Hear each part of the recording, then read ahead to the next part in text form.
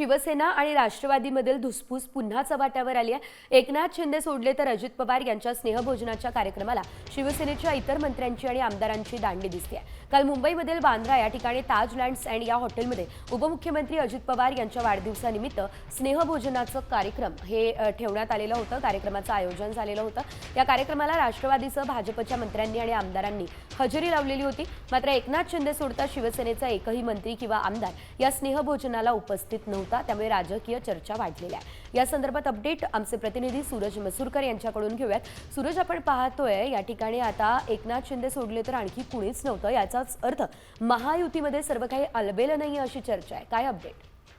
निश्चितपणे जे शिवसेनेचे मंत्री आहेत जसं की भरत गोगावले, प्रताप सरनाईक, शंभूराज देसाई असे जे बडे मंत्री जे आहेत ते काल या डिनर डिप्लोमसीला उपस्थित नव्हते। जर का पाहायला गेलं तर भाजपचे इतर मंत्री या डिनर डिप्लोमसीला उपस्थित होते, जसं की गिरीश महाजन, चंद्रशेखर बावनकुळे, अतुल सावे, हे सर्व, पंकजा मुंडे, हे सर्व मंत्री या डिनर डिप्लोमसीला उपस्थित होते। मात्र शिवसेनेकडून फक्त एकनाथ शिंदे या डिनर डिप्लोमसीला उपस्थित होते। मात्र इतर जे मंत्री आहेत ते उपस्थित नसल्यामुळे कुठेतरी राजकीय वर्तुळात चर्चेला उधाण आलेलं आहे। कारण राष्ट्रवादी आणि शिवसेनेला पाहता त्यांचा जो इतिहास आहे, जे बंड राष्ट्रवादीला करून झालं होतं, त्यातच रायगडचं पालकमंत्री पद असेल आणि इतर साऱ्या गोष्टी असतील, त्यामुळे कुठेतरी कालच्या या डिनर डिप्लोमसीला एकही मंत्री या डिनर डिप्लोमसीला उपस्थित नसल्याने राजकीय वर्तुळात मोठी चर्चा सुरू झालेली आहे आणि कुठेतरी शिवसेना आणि राष्ट्रवादी। निश्चितच धन्यवाद दिलेल्या सर्व अपडेटसाठी सूरज।